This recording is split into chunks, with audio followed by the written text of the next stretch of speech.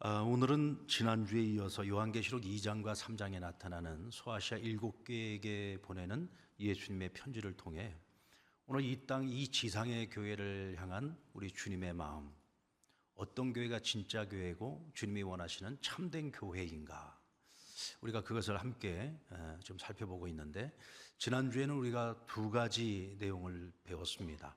하나는 처음 사랑이 살아있는 교회가 진짜 교회다, 그리고 믿음이 살아있는 교회다. 여러분들 이제 기억을 하고 계시는지 모르겠습니다. 한 주간이 지났는데, 처음 사랑이 살아있는 교회, 오늘날 이 땅에 많은 교회와 성도들이 이 처음 사랑을 너무 많이 잃어가고 있다. 왜 그럴까요? 우리가 신앙생활을 하면서 우리 나름대로의 신앙의 행위가 있습니다. 교회를 열심히 섬기고 또 주의 말씀을 따라서 우리 이웃들에게도 많은 것을 나누고 베풀면서 살아가고 있어요. 그런데 어느 순간서부터 그것이 자기의가 되는 경우가 많습니다. 처음에는 나 같은 죄인을 구원해 주신 예수님의 그 사랑을 생각할 때, 나 같은 죄인을 위하여 십자가에 달려 죽으신 그 예수님의 그 희생을 생각할 때 너무 그것이 감사하고, 또 한편으로는 그 주님의 사랑 앞에 내가 너무 부끄러워서 정말 겸손할 수밖에 없었던 그 어린아이 같은 신앙, 그 순수했던 그런 신앙의 모습들이 세월을 먹어가고 나름대로 내 나름대로의 신앙 행위가 있다 보니까 자기도 모르는 사이에 자기의에 빠져서 자꾸 다른 사람의 신앙을 판단하기 시작한단 말이죠. 왜 저 사람 나처럼 기도 안 해? 왜 저 사람 나처럼 예배 생활 열심히 안 하는 거야? 왜 저 사람은 열심히 헌금 생활도 안 하고 헌신도 안 하고 봉사도 안 하고, 이런 식으로 자꾸 자기를 기준으로 다른 사람들을 판단하고 정죄하기 시작한단 말이죠. 그러다 보니까 그 마음속에 겸손했던 사랑의 마음들이 점점 사라지게 되고, 자꾸 다른 사람에 대해서 평가를 하고, 그러다 보니까 내가 하나님의 교회를 세워나가고 하나님 나라를 세워가는 존재가 아니라 오히려 다툼을 일으키고 분열을 일으키는 그런 실수를 저지르는 경우가 많이 있다는 거죠. 그래서 우리는 이런 처음 사랑을 잃어버렸던 에베소 교회를 생각하면서 오늘 우리의 모습은 어떠한가를 돌아볼 필요가 있다는 거죠. 여러분, 우리가 아무리 큰 일을, 큰 역사를 감당하고 있다고 할지라도 사랑이 없으면 교회가 아닙니다. 교회는 반드시 하나님의 사랑과 이웃 사랑이 있어야 됩니다. 아멘. 그리고 믿음이 살아있는 교회입니다. 여기서 말하는 이 믿음이란 어떠한 상황 속에서도 예수 그리스도를 향한 우리의 신앙 고백이 끝까지 지켜지는 믿음을 말하는 것입니다. 정말 내 목에 칼이 들어오고 예수 그리스도를 부인하라고 해도 내가 끝까지 믿음을 지켜내는 순교자적 신앙을 말하고 있는 것이죠. 그런데 이런 믿음을 우리가 어떻게 가질 수 있느냐? 여러분, 우리의 마음이 하나님께 있지 못하고 세상에 가 있으면요, 우리는 절대로 이런 믿음을 지켜낼 수가 없습니다. 세상보다 하나님을 더 사랑하는 마음이 있어야 되고, 우리의 마음의 기울기가 하나님 나라에 있어야 됩니다. 눈에 보이는 이 세상의 것들에 우리 집착해서 살아가서는 우린 절대로 이런 신앙의 고백을 끝까지 지켜낼 수가 없다는 것이죠. 자, 오늘 처음 사랑의 그 은혜를 잃어버리지 않는 교회, 또 믿음이 살아있는 교회, 이어서 오늘 세 번째 참 교회의 모습은 말씀이 살아있는 교회입니다. 말씀이 살아있는 교회. 하나님께로부터 칭찬만 들은 교회 가운데 한 교회가 빌라델비아 교회인데요, 이 빌라델비아 교회가 주님께 칭찬을 들었던 내용을 보면은 우리 8절 중반절에 내가 내 행위를 잘 아노니 내가 작은 능력을 가지고서도 내 말을 지키고 또 내 이름을 배반하지 아니하였도다 라고 말씀하십니다. 그리고 이어지는 10절 말씀을 보면 우리 같이 한번 읽어볼까요? 10절 시작. 내가 나의 인내의 말씀을 지켰은즉 내가 또한 너를 지켜 시험의 때를 면하게 하리니 이는 장차 온 세상에 임하여 땅에 거하는 자들의 시험할 때라. 자, 오늘 이 빌라델비아 교회는 작은 능력을 가지고 있음에도 불구하고 너희가 큰 믿음을 가지고 있다 그랬어요. 그러면 그들이 가지고 있는 작은 능력이라고 하는 것은 뭐가 작다는 것일까요? 우리가 이렇게 저렇게 생각을 해보면은 사람들의 시선으로 볼 때에는 큰 교회, 작은 교회, 성도가 많이 모이는 교회, 적게 모이는 교회, 어떤 교회들은 이런 자체적인 교회 건물을 가지고 있는 교회도 있지만 또 상가 건물에서 매달 월세를 내면서 간신히 교회를 유지하고 있는 그런 힘이 지극히 미약한 교회들도 있습니다. 하나님께서 보실 때에 너희 교회는 다른 교회들에 비해서 굉장히 힘이 미약한 교회다. 어쩌면 세워진 지 그렇게 오래되지 않아서 오래된 신앙을 가지고 있는 교인들보다는 이제 초신자들 중심으로 모여있는 지극히 작은 교회, 아직도 힘이 아주 미약한 교회, 어떤 면에서 보면 걱정이 많이 되는 그런 교회일 수도 있단 말이죠. 이와 같이 작은 힘을 가지고 있는데도 불구하고 너희는 내 말 끝까지 지켜내는 자들이고, 너희는 또한 나를 향한 신앙 고백을 끝까지 잃어버리지 않고 배반하지 않은 자들이다 라고 주님께 칭찬을 들었다는 말입니다. 그러니까 이 교회는 다른 많은 교회들에게 굉장한 도전을 주었어요. 또 예수님께는 큰 기쁨과 감격을 안겨준 교회였다는 거죠. 그렇다면 여러분, 이 교회는 힘이 미약한 교회임에도 불구하고 어떻게 주님께 이와 같이 칭찬을 듣는 교회가 될 수 있었을까요? 그것은 오늘 그들을 칭찬하고 있는 내용을 보면 알 수가 있습니다. 주님께서 말씀하시기를 너희는 나의 말을 지켰다고 했어요. 주님의 말씀을 그들은 끝까지 지켜냈습니다. 그리고 주님의 인내의 말씀을 지켜냈다고 했습니다. 이것을 우리가 역으로 바꾸어서 생각을 해보면요, 내가 너희에게 준 그 하나님의 말씀을 지켜내지 못하면, 너희가 이 말씀을 잃어버리게 되면 잃어버리는 그 순간부터 너희는 가짜라는 거예요. 말씀이 없는 주의 자녀, 말씀이 없는 하나님의 교회, 그건 더 이상 교회가 아니라는 것이죠. 그만큼 요즘 세상은요, 끊임없이 사단이 아주 달콤한 유혹을 가지고 우리 성도들로 하여금 말씀을 잃어버리게 만들고 우리가 가지고 있는 하나님의 말씀을 빼앗으려고 우는 사자처럼 우리에게 덤벼들고 있습니다. 여러분들 그런 생각 해보신 적 없습니까? 정말로 하나님 말씀대로 살면은 말씀대로 되는 거야? 정말 이 하나님 말씀대로 살아가면 우리가 이기고 승리하는 자가 될 수 있는 거야? 근데 막상 현실을 보면 그렇지 않거든요. 막상 현실을 보니까 말씀대로 살았더니 오히려 일이 더 막히는 것도 많고 손해보는 것도 많고 내가 피해볼 때가 더 많단 말이에요. 정말 내가 끝까지 이 말씀을 붙들고 살아가야 되는 건가? 이 현실과 말씀 사이에서 우리가 방황하게 될 때가 있어요. 마음이 흔들리고 요동칠 때가 있습니다. 세상은 끊임없이 우리의 마음을 눈에 보이는 현상들을 가지고서 막 흔들어댑니다. 여러분, 최초의 동산이었던 에덴 동산에서 사단이 아담과 하와를 무엇으로 유혹을 했습니까? 하나님 말씀 갖고 유혹을 했어요. 하나님께서 이 에덴 동산 안에 있는 모든 열매를 먹지 말라고 하셨느냐라고 묻습니다. 그런데 하나님께서 아담과 하와에게 하신 말씀 가운데 비슷한 말씀이 있어요.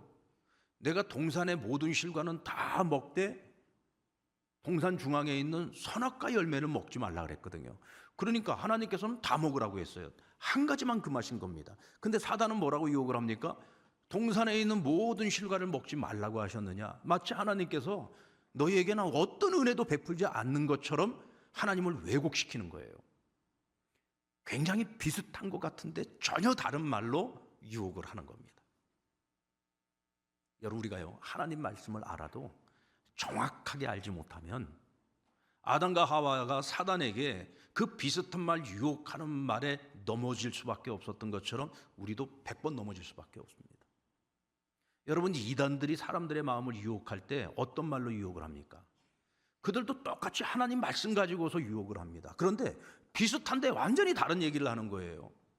비슷한데 결국에 가서는 하나님을 섬기라는 것이 아니라 이단 교주를 섬기라고 합니다. 신천지 같은 경우는 이만희가 하나님이에요. 이만희를 섬기라고 합니다.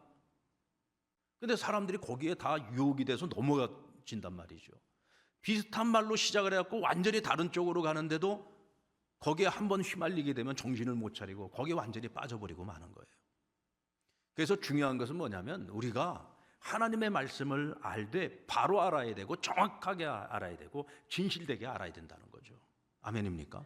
그러려면 우리가 좀 더 부지런해져야 됩니다. 여러분, 우리가 성경을 읽다가 잘 모르는 내용이 나와요. 그러면 분명히 알고 넘어가야 됩니다. 그러기 위해서는 한 번 더 읽어야 돼요. 한 번 더 읽는 수고가 있어야 돼요. 이해가 될 때까지 반복해서 읽는 수고가 있어야 되는 거예요.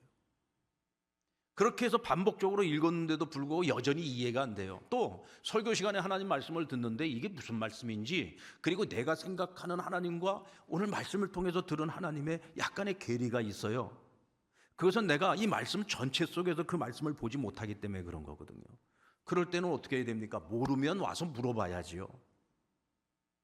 목사님한테 찾아와서 물어보든가, 아니면 책을 통해서 그런 말씀들을 갖다가 풀어서 설명해 주는 많은 책들이 있어요. 기독교 서점에 가면 많이 있습니다. 그러면 그런 도서를 통해서든지, 아니면 교회에서 하는 성경 공부를 통해서든지 내가 하나님의 말씀을 바로 알고 하나님을 믿어도 제대로 믿기 위해서, 정확하게 믿기 위한 노력을 해야지 된다는 거죠. 아멘입니까? 여러분들, 요즘 우리가 맛집 하나를 가더라도 야, 날도 덥고 그런데 우리 콩국수를 하나 먹으러 가자. 그럼 우리는 그냥 가까운 데 있는 콩국수집을 찾아가죠. 그렇습니까? 예. 요즘 우리 젊은이들은 안 그러더라고요. 뭐 저만 하더라도 그냥 이 집 앞에 있는 콩국수 하나 먹으러 가자, 그러고 가서 먹어요. 근데 요즘 젊은 친구들은요, 콩국수 하나도 어디가 제일 맛있게 하는지를 인터넷에 들어가서 막 뒤집니다. 그래서 적어도 별점 5개가 있어야 돼요. 거기 댓글에다가 야, 정말 이 집 냉콩국수는 미쳤다, 뭐 이런 뭔가 좀 감동이 있는 댓글이 있어야 야, 이거 한번 믿을만하다, 여기 가자. 아니, 콩국수 하나 먹는 것도 그렇게 찾아가서 먹는다니까요. 하나님 말씀을 좀 그렇게 관심을 가지고, 저 하나님 말씀을 그렇게 좀 찾아서 좀 열심히 공부해서 저 하나님의 말씀이 무엇이 진리인지를 좀 제대로 알려고 그런 열정을 좀 가져야지요. 근데 오늘 우리에게 그런 열정을 찾아보기가 힘들어요. 저희 교회 성도님 중에 한 분은 가끔 한 번씩 예배 끝나고 나면 저를 찾아와요. 목사님, 오늘 말씀 가운데에서 이런 부분은 제가 참 이해가 안 갑니다. 물어봐요. 또 집에서 성경을 읽다가 이해가 안 되는 부분들은 줄쳐놓고 메모를 해놨다가 주일날 와서 저에게 물어봅니다. 저도 주일날 정말 바쁘거든요. 근데 바쁜 가운데서도 그런 성도의 마음이 너무 귀하니까 최선을 다해서 가르쳐 드립니다. 또 때로는 제가 모르는 걸 물을 때도 있어요. 왜냐하면 성경에는 난해 구절이라고 하는 것이 있어서 이건 전체 속에서 이해를 해야지 되는데 그 짧은 시간에 그분에게 다 설명을 드릴 수가 없어요. 그리고 또 그분의 그 신앙의 눈높이에 맞춰줘야 되니까 제가 조금 더 연구해서 다음 주나 혹은 제가 전화로 알려드리겠습니다. 그리고 친절하게 알려드립니다. 왜? 하나님 말씀은 정확하게 알아야 되니까, 바르게 알아야 되니까. 그런데 그 하나님의 말씀도 아는 것으로 끝나서는 안 되죠. 우리가 삶으로 그 말씀을 살아내야지 되는 거죠.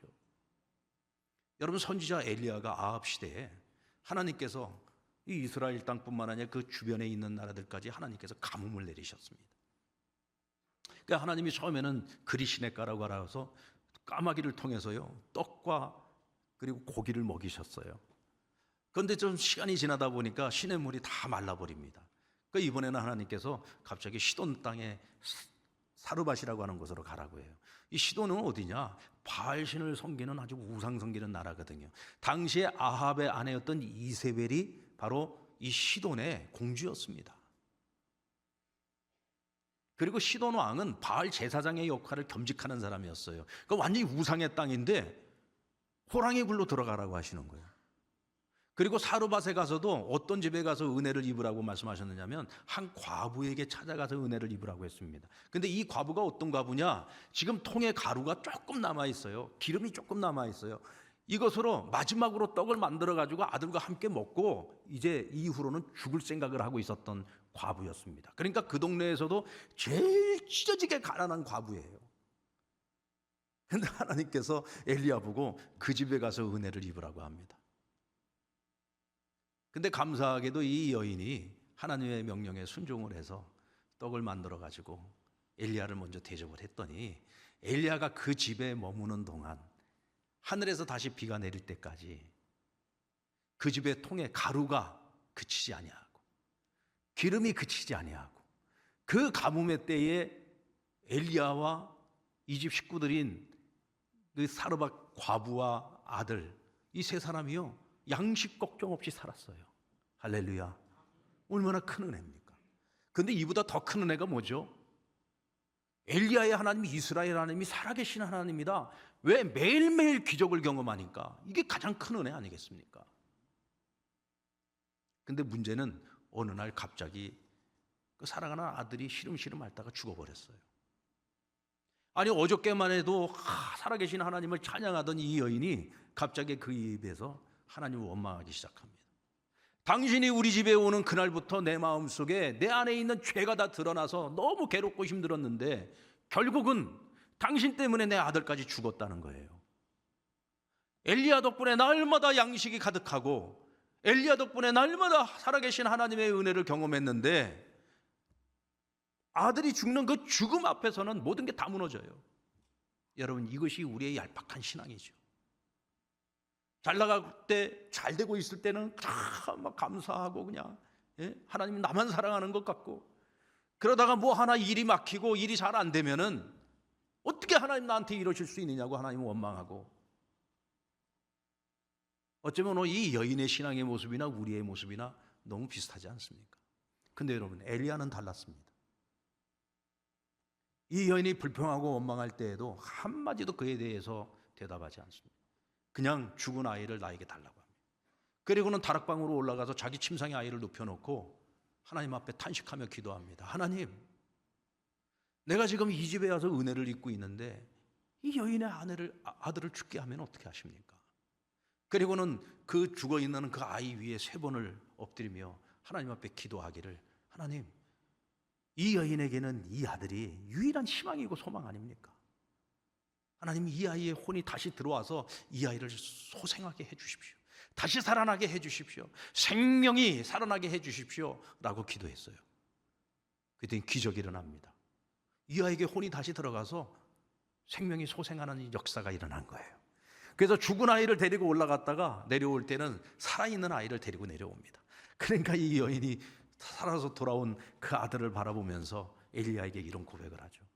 당신이 참 하나님의 선지자라는 것을 이제 제가 믿고 확신합니다. 그리고 당신의 입에 있는 그 모든 하나님의 말씀이 진리인 것을 제가 믿습니다 라고 비로소 신앙 고백을 해요. 그러면 여러분, 이 여인은 그 다음에 또 다른 어떤 시련이 왔을 때 그때 엘리야처럼 정말 변함없이 요동하지 않는 모습으로 난 그래도 하나님을 믿습니다 할까요? 저는 그러지 않았을 거라고 생각해요. 또다시 흔들리겠죠. 또다시 무너지겠죠.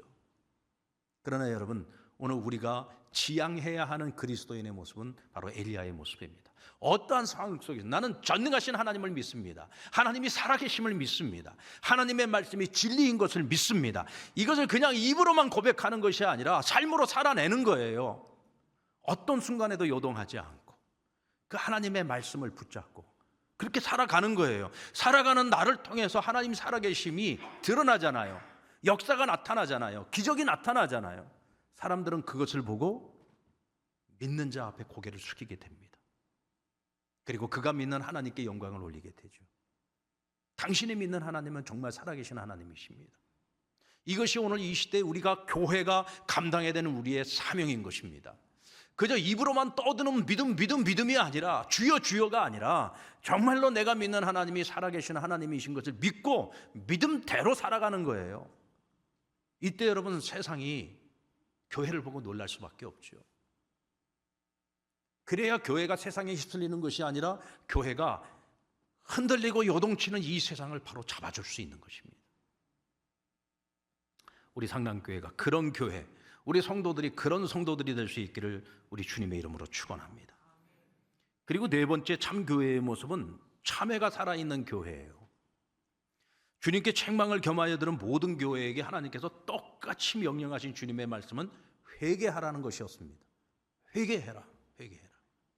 여러분, 교회 넘어질 수 있어요. 우리 성도들의 삶이 넘어질 수 있죠. 세상 유혹이 얼마나 극심합니까? 만만한 유혹이 아니잖아요. 정말 넘어질 수밖에 없도록 우리를 유혹하는 세상입니다.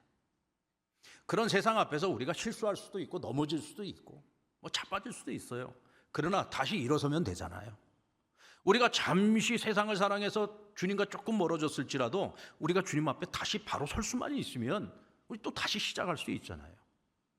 하나님께서 이스라엘 백성들에게 선지자를 보내어서 계속 회개하고 돌아오라 말씀하신 것처럼 오늘 소아시아 7교회에게도 그들이 잘못한 부분이 있어요. 짝퉁 모습도 있어요. 넘어지는 모습도 있습니다. 그러나 회개하고 주님 앞으로 다시 돌아오라는 거예요. 근데 회개하지 않으면 하나님 앞에 돌아올 수가 없어요.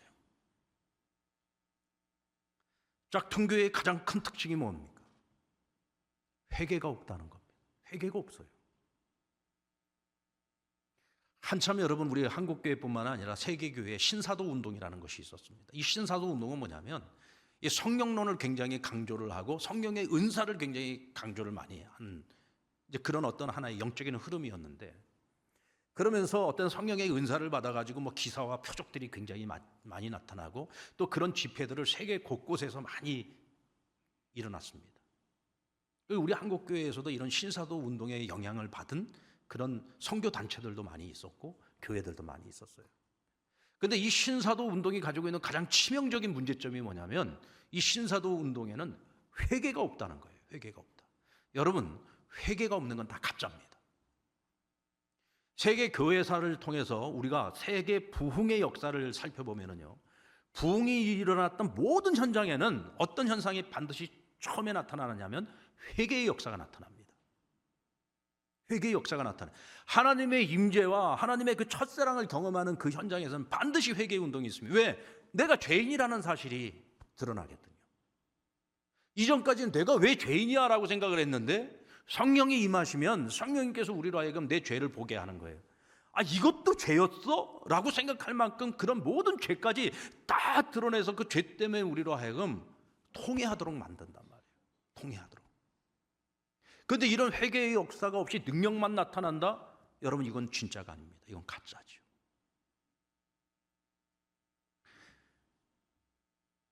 천주교에서는 고해성사라는 것이 있어요.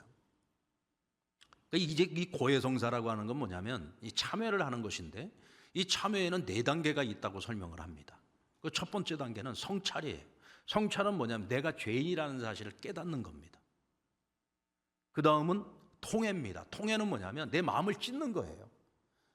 내가 죄인이라는 사실을 알고 내 죄를 보고 나니까 이 죄 때문에 견딜 수가 없는 마음의 고통이 있어요. 그래서 정말 마음을 찢는 회개가 있는 겁니다. 그리고 그 다음은 고백이에요. 하나님 앞에서 내 죄를 낱낱이 정직하게 고백하는 겁니다. 그리고 나서 뭐를 하냐면 보상의 단계예요. 보상. 이 보상은 뭐냐면 내가 잘못한 것이 있으면 잘못한 것에 대한 값을 치르는 거죠. 내가 만약에 사람에게 잘못했으면 사람에게 용서를 구하고 그 사람에게 내가 피해를 입힌 것을 보상을 하는 거예요. 여기까지 가야 이게 진정한 참회라는 것입니다. 이것이 옳지요. 맞습니다. 근데 저는 여기서 한 걸음 더 나아가야 된다고 생각합니다.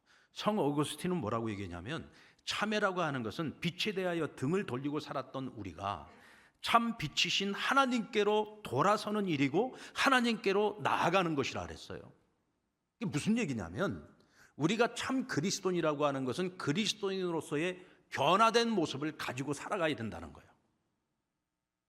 여러분, 회개는 하나님 나 정말 잘못했어요, 내 다시는 이와 같은 죄를 저지르지 않을게요 하고 끝나는 게 참회가 아니라 잘못한 것이 있으면 그에 따르는 보상도 해야지 돼요. 그리고 나서 나는 이제는 온전히 방향을 바꾸어서 죄 가운데 살았던 내가 이제는 하나님 말씀 앞에서 철저하게 하나님이 기뻐하시는 삶을 살아가고자 애쓰고 노력하고 최선을 다하는 삶을 살아가면서 내 삶이 변화되어야 된단 말이죠. 그래서 내 주변에 있는 나를 알고 있는 많은 사람들이 나를 보면서 야, 저 사람 예수 믿고 진짜 많이 변했어, 저 사람 생각이 변했어, 말이 변했어, 행동이 변했어 라고 사람들이 인정해 줄 수 있을 만큼의 내 삶 속에 변화가 나타나야 된단 말이에요. 변화가. 우리가 왜 변화가 안 되느냐? 예수 믿고도 가치관이 변화가 안 돼서 그래요. 입으로는 믿는다 하고 있는데 내 삶의 가치관은 여전히 세상적인 가치관에 매여 살아가고 있는 거예요. 그러니까 세상 사람과 예수 믿는 내가 하나도 구별이 되지 않는 거죠. 그런 교회의 모습을 바라볼 때 주님이 얼마나 참담하시겠습니까? 최근에 교회 지도자가 어떤 큰 실수를 저질러서 이 교계뿐만 아니라 사회적으로도 아주 가십거리가 되는 일들이 있었습니다. 여러분, 사람이니까, 인간이니까 아무리 오랫동안 신앙생활을 해왔던 사람이고 교회 지도자라고 할지라도 실수할 수 있죠. 넘어질 수 있습니다. 이거는 우리가 최대한 마음을 넓게 생각을 해서 그럴 수도 있지라고 인정을 해준다고 치고, 그런데 우리가 그렇게 큰 마음을 가지고서 인정해 준다고 해서 이 사람의 죄가 없어지는 겁니까? 아니죠. 이 사람이 용서받을 수 있는 길은 하나밖에 없어요. 진정한 참회를 하는 겁니다. 내가 진짜 어떤 죄를 저질렀는지를 분명히 깨달아야 돼요. 그것 때문에 내가 마음을 찢는 고통이 있어야 되는 거죠. 그리고 하나님 앞에서도 고백을 해야 되지만, 나로 말미암아 교회가 상처를 입었어요. 또 그가 속해 있는 교계가 상처를 입었어요. 사회적인 지탄을 받게 됐어요. 그러면은 교회 앞에 사죄해야죠. 교계 앞에 사죄를 해야죠. 사회적으로도 사죄를 해야죠. 그리고 잘못한 것이 있으면 벌을 받아야 되는 거예요. 그래야 하나님의 용서를 받을 수가 있어요. 내가 잘못한 것을 잘못했다고 솔직하게 고백을 하고 받아야 될 벌이 있다면 벌을 받아야지요. 그리고 모든 걸 다 내려놓고 정말 하나님 앞에 내가 바로 서는 것이 중요하잖아요. 직분이 중요한 게 아니잖아요. 하나님 앞에 버림받지 않고 내가 끝까지 하나님이 주신 이 구원을 지키고 내가 하나님 나라 소망을 가지고 끝까지 내 믿음을 따라서 살아가야 되는 것 아닙니까? 그게 중요한 거죠. 근데 그것을 하지 못하면 결국은 뭐예요? 죄를 지적하는 사람들은 있는데 내가 죄인이라고 고백하는 사람이 없어요. 그러다 보니까 결국은 사회법정까지 가서 싸우게 되는 거죠. 이런 모습들을 하나님께서 바라보고 계시면 얼마나 그 마음이 아프고 고통스러우시겠습니까? 사랑하는 성도 여러분, 하나님 앞에 진정한 참회는 우리가 하나님 앞에 다시 설 수 있게 하는 능력입니다. 참회만이 우리가 하나님 앞에 다시 설 수 있는 유일한 길이에요. 그것 말고는 다른 길이 없어요. 하나님 앞에 진정한 참회의 삶이 저와 여러분에게 있기를 주의 이름으로 축원합니다. 그리고 끝으로 승리가 살아있는 교회. 승리가 살아있는 교회. 교회는 여러분 이기는 것이 습관이 되어야 됩니다. 날마다 사단 마귀에게 이리 치이고 저리 치이고 맨날 쓰러지고 넘어지고 자빠지고 맨날 하나님 앞에 참회만 하고 있으면 안 된단 말이죠. 이제는 이기는 것이 습관이 되어서 내가 넘어지기 전에 죄와는 피 흘리기까지 싸워서 이겨야지 되는 거예요. 교회가 세상에 휩쓸리면 안 되죠. 요동치고 있는 이 세상을 붙잡아 줄 수 있는 교회가 되려면 이기는 교회가 돼야 되는 거예요. 근데 여러분, 이기는 것도 습관이더라고요. 날마다 지는 게 습관이 돼 있는 사람은 맨날 회개만 하고 앉아 있어요. 이기는 게 습관이 되어져요. 우리가 영적인 자신감을 가질 수가 있습니다. 그 조류 관련된 서적을 읽은 적이 있는데 거기 보니까 새들이 집을 지을 때, 둥지를 지을 때는 어떤 날을 택해서 짓느냐면 비바람이 몰아치는 날 둥지를 짓는데요. 근데 그 이유가 뭐냐? 비바람이 몰아쳐도 흩어지지 않고 무너지지 않는 튼튼한 집을 짓기 위해서 비바람이 치는 날 짓는다는 거예요. 왜냐하면 날 좋은 날 둥지를 만들어 놨을 때는 이것이 악천후 속에서 견딜 수 있는지 없는지를 모르니까. 그래서 악천후 속에서 둥지를 짓는다는 겁니다.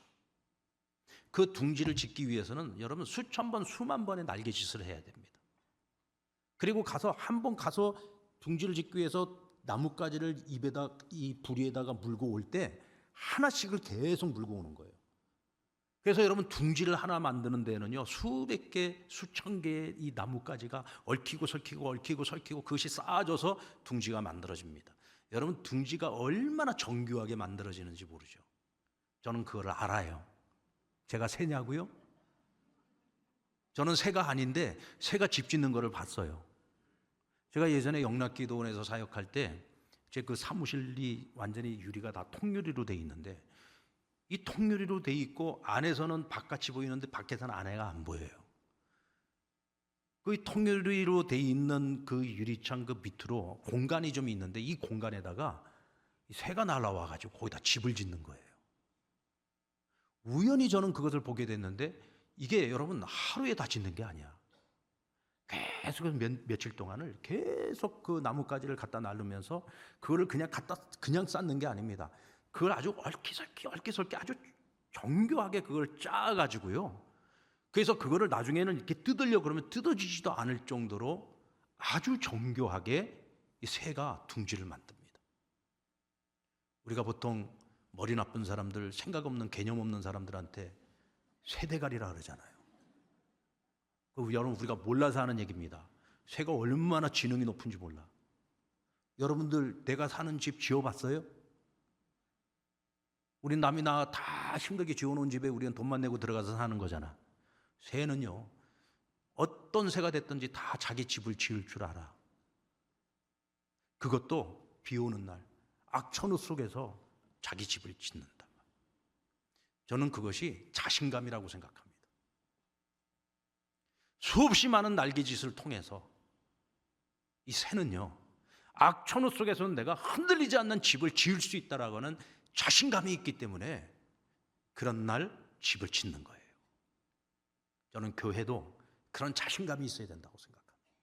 그런데 이런 자신감을 얻기 위해서는 오늘 우리가 이기는 습관을 가져야 된다. 이기는 습관. 아멘.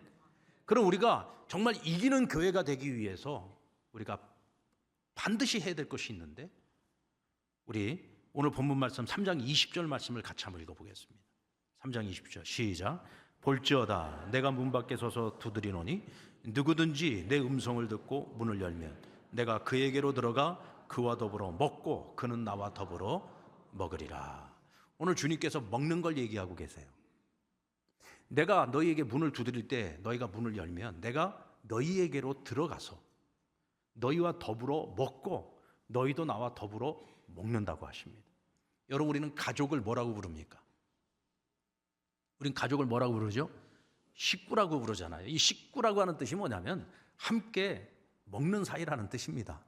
우리는 아침, 점심, 저녁 가족이 다 함께 먹잖아요. 요즘은 우리가 다 핵가족으로 다들 바쁘게 살다 보니까 정말 하루에 한 끼도 제대로 가족이 모여서 먹고 살기가 힘들지만, 예전에는 아침, 점심, 저녁 다 같이 모여서 1차 산업시대에는 다 같이 모여서 먹었어요. 가장과 식구들은 먹기 위해서 열심히 나가서 일을 했잖아요. 그래서 함께 먹는 공동체라고 하는 것은 같은 운명 공동체를 말하는 것입니다. 여러분, 우리가 어떻게 해야 이길 수 있습니까? 내 힘으로 이길 수 있습니까? 우리의 의지로 이길 수 있나요? 여러분, 우리는 그만큼 사단보다 더 세지 못해요. 악한 영들보다 더 세지 못합니다. 우리는 유혹에도 굉장히 약한 사람들이고요, 의지도 약한 사람들입니다. 내 힘만 가지고선 절대로 이길 수가 없어요.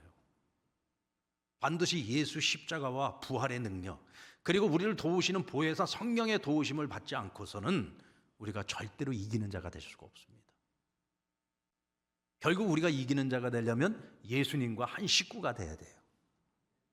여러분, 저와 여러분이 예수님과 한 식구가 됐죠? 한 식구 맞죠?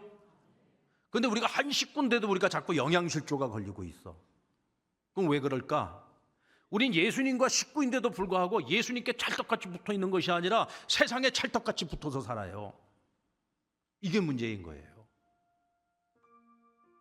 그럼 우리가 어떻게 해야 예수님께 찰떡같이 붙어서 살아갈 수 있습니까? 어떻게 해야 우리가 진정한 식구가 되고 예수 십자가 부활의 능력을 가지고 성령의 도우심을 받아서 이기는 자가 될 수 있습니까? 바로 이 5가지죠.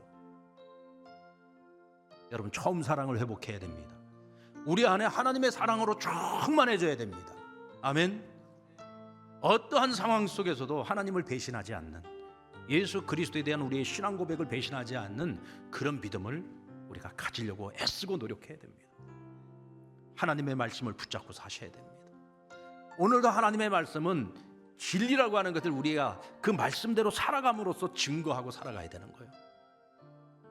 때로는 넘어지고 쓰러질 수도 있지만, 여러분, 진정한 참회를 통해서 하나님 앞에 또 일어서고 또 일어서고 하나님 앞을 떠나지 않는 코람데오의 삶을 살아갈 수 있기를 바랍니다. 이때 여러분, 우리가 주 안에서 하나가 되어 우리 하나님 몸된 교회 상랑교회가 날마다 이기는 습관을 가지고 이기는 교회가 될 줄로 믿습니다. 하나님을 드러내고 하나님께 영광을 올려드리고 좀 하나님의 이름으로 날마다 이기고 승리하는 거룩한 성도의 삶, 그런 교회 우리가 함께 만들어가고 살아갈 수 있기를 주의 이름으로 축원합니다.